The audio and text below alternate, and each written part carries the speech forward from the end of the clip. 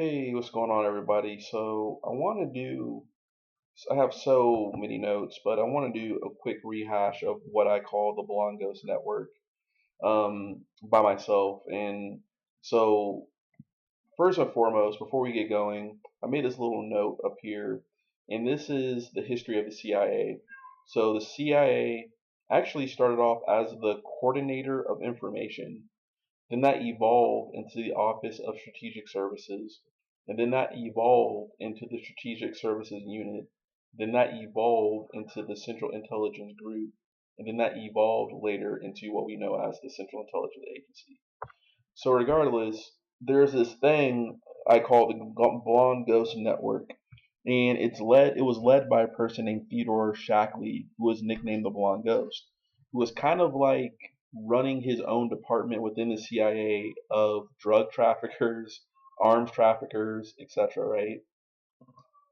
And and let me see something here. 1 minute. All right, sorry about that. Cat's going crazy. All right, anyways, so there's this network called the Blonde Ghost Network, led by Theodore Shackley, codenamed the Blonde Ghost.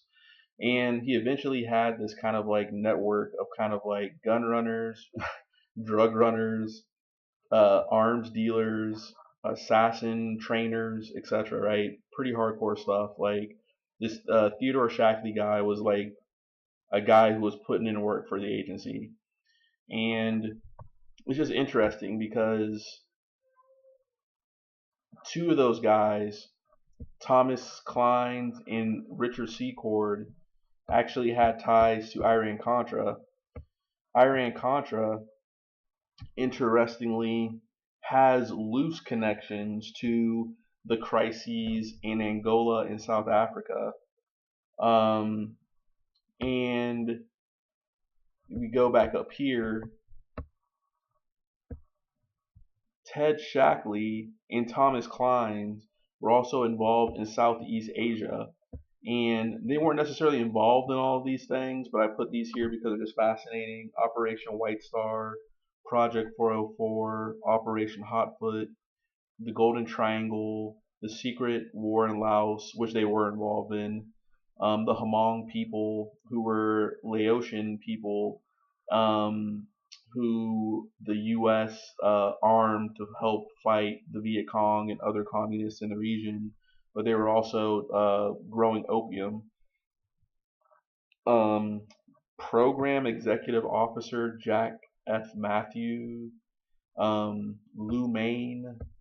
We can go more into detail. I'll go more into detail about this. I'm just listing off some stuff.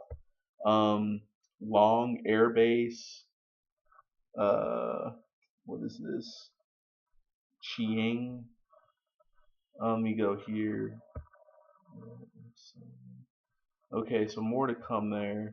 But anyways, so Southeast Asia they were involved,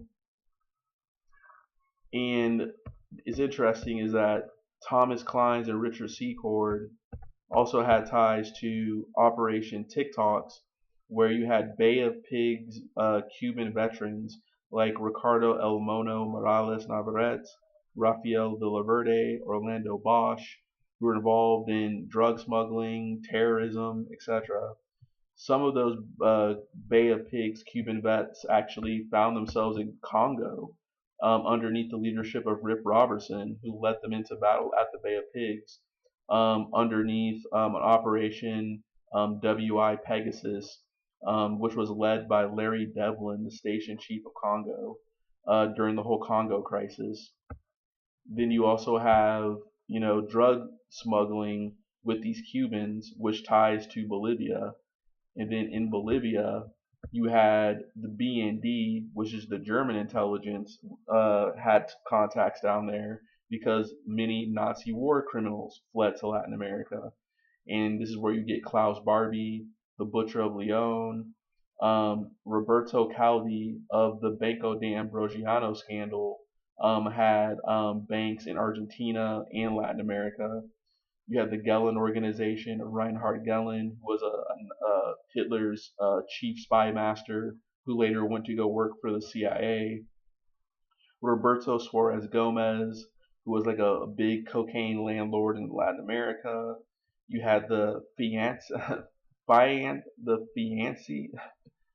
fiancés of death, which was a death squad led by Klaus Barbie in his overthrow of Bolivia.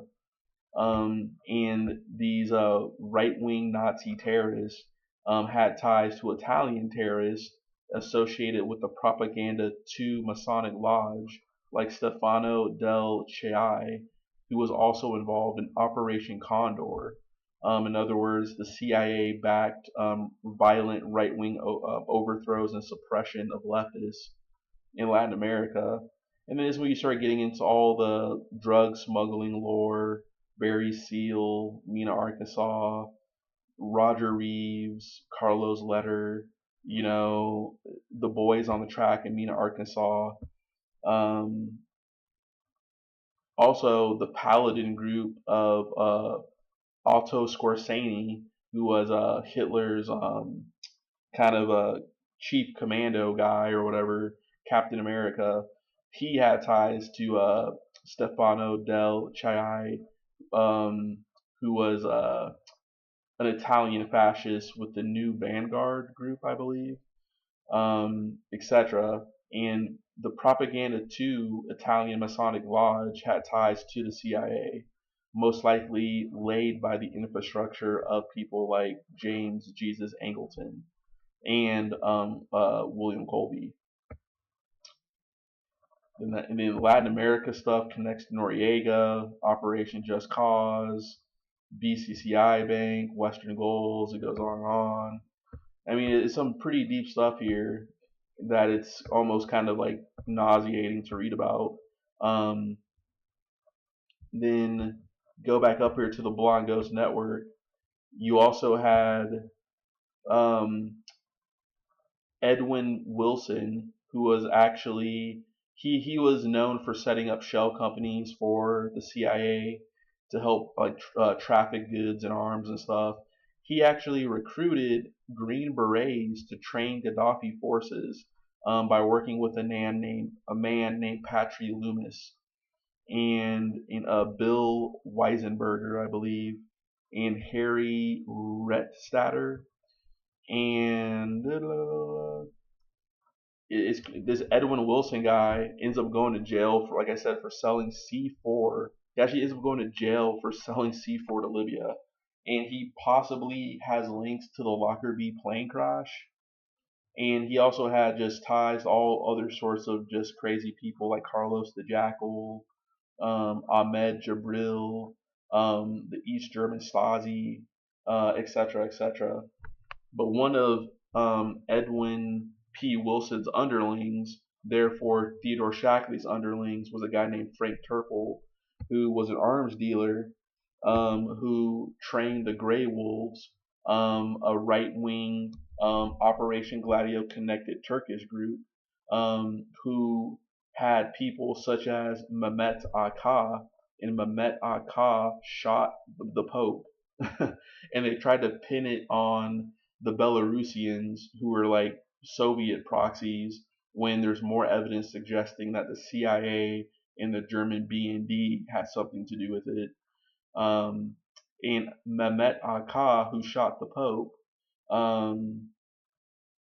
also, I want to say he knew Abdullah Katlai, and Abdullah Katlai was a drug dealer and assassin who actually helped coin the term deep state, because when he died in a car accident, he died in a car accident alongside like the head of like the Turkish military and like a senator.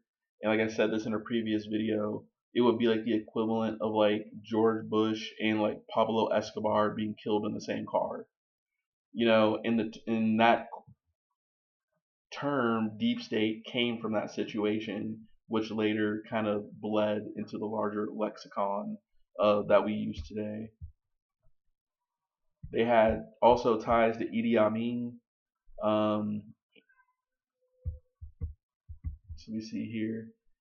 I mean, it's pretty wild stuff, man. Southeast Asia, Latin America, Africa, Iran Contra, and then what's interesting is one Green Beret called Michael Hand, who knew people like Oliver North of Iran Contra and John Singlaub of Iran Contra.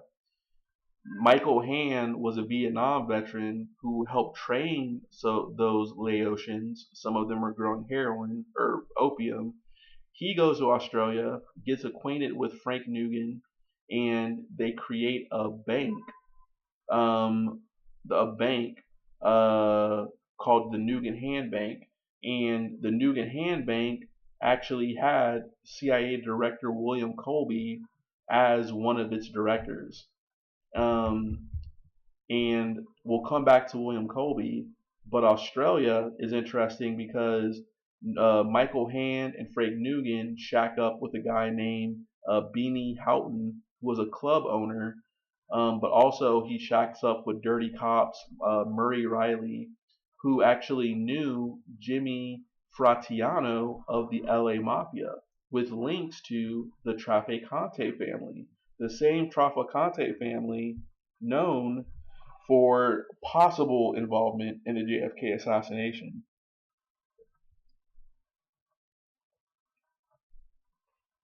Then Peter something, I can't read my own handwriting there.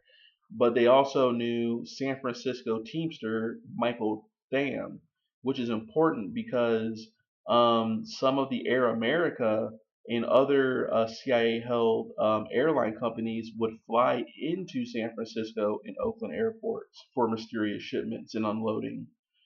The Nugan Hand Bank eventually collapsed.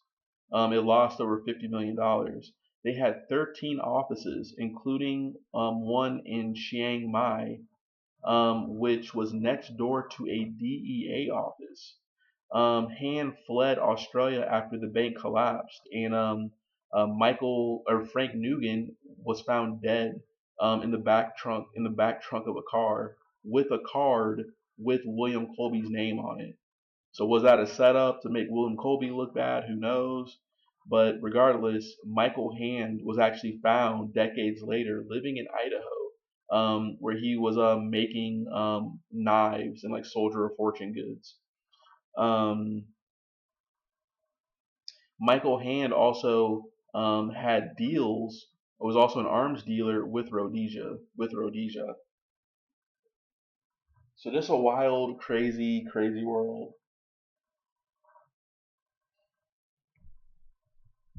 And CIA Director William Colby, he is notable for not only helping to establish Operation Gladio stay behind units after World War II. Um, he William Colby came of fame in World War II when he was serving, in which he helped to actually lead Norwegian clandestine black ops against the Nazis by doing like sabotage and stuff like that, right? So those skills came in handy in his policy ideas with people like Frank Wisner, I'm sure, and James Jesus Angleton in pitching the idea of what will become Operation Gladio with stay behind units. But those stay behind units were often filled with far right, sometimes even Nazi type people, and some of those people ended up getting involved in arms dealing and drug smuggling themselves. But William Colby is notable for the Phoenix program. In other words, the targeted assassination, a terror campaign against the Viet Cong. Um, the Hamlet program, and the Hamlet program um, was essentially camps, concentration camps, basically, in order to help weed out the Viet Cong in Southeast Asia, which is highly controversial. But because of his connections to the Hamlet program, he would have known Lucien Cognier, who knew John Singlaub, and where Singlaub managed the secret war in Laos along the Ho Chi Minh Trail with Material Assistance Command, Special Observation Group, Max SOGV troops, right? In other words, the best of the best special forces were being sent into countries that we technically weren't at war with in order to take out, sympathetic forces to the Northern Vietnamese army and the Viet Cong and everything like that. And these men were highly, dependable or disposable because, in other words, they were on like such top secret missions that if they just died, they were just gone. And John K. Singlaub was leading them, basically leading them to their deaths in certain cases. Um, but Lucien Cognier was actually, and John K. Singlaub actually had ties to OSS Detachment 202 with people like Paul Helliwell, the paymaster and bankster of the CIA, with his shadow banks like Castle Bank, etc. And people like E. Howard Hunt, where E. Howard Hunt would later come of fame, notably not only in the Bay of Pigs, but also with the Watergate scandal by breaking into the Democratic National Convention allegedly at the behest of Richard Nixon. But William Colby, uh, so he most likely knew Lucien Cognier. Cognier, interestingly, would become the head of the precursor to the DEA, known as the Federal Bureau of Narcotics. And Lucien Cognier was a liaison to Henry Cabot Lodge Jr. during the overthrow of President Diem 3 weeks before JFK got shot. George Cabot was a George Cabot, interestingly, one of the ancestors of Henry Cabot Lodge Jr., who was largely responsible for helping accelerate the war in Vietnam. Um, sorry. So, anyways, all right. The Cabot family actually got their fortune from opium trading with China.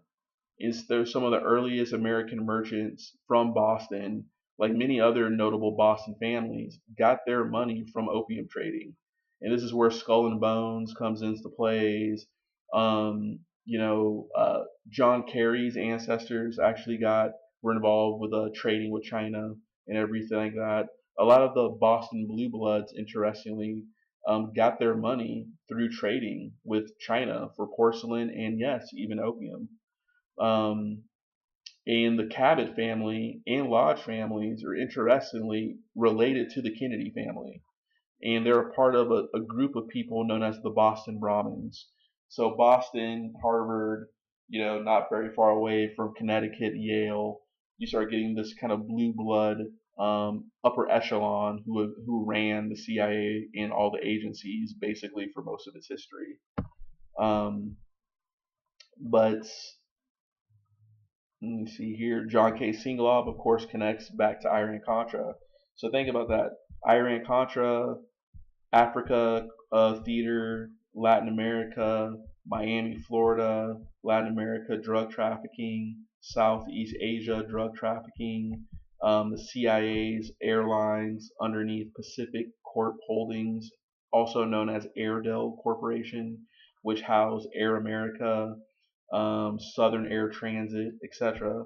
And Southern Air Transit played a big role not only in Iran Contra potentially, but also in shipping arms to UNITA, which were, I want to say, the anti-communist forces in Angola against communism, in which the communists there were being supported by the Soviets and the Cubans. There was actually like a joke where like the CIA, anytime they wanted to know where the Cubans were, they would just look for baseball fields because the Cubans love baseball, so they always built like a baseball field, at their bases basically. So when they were kind of doing their kind of clandestine spying, they would always just look for like baseball fields and like aerial footage photos. Um, but also we're talking about Gaddafi.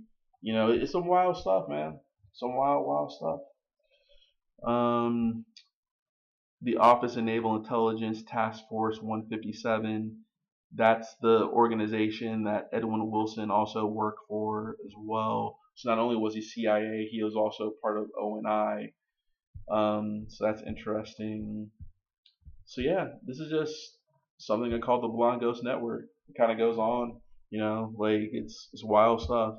I would love to just do a piece by piece of just every single one of these guys. And I might just do that just over the next couple of weeks or something. Just pick a name and kind of read it off to you and what I know.